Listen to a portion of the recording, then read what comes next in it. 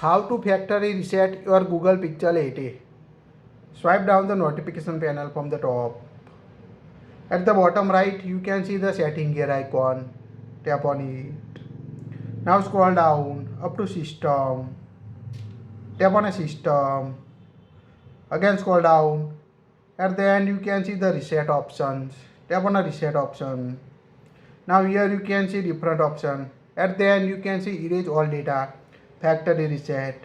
Tap on it. Now you can see the list of data deleted from your internal storage, including your Google account, system and app data setting, downloaded apps, music, photo. So make sure backup your important data before factory reset your Pixel 8a. Now tap on erase all data at the bottom right side.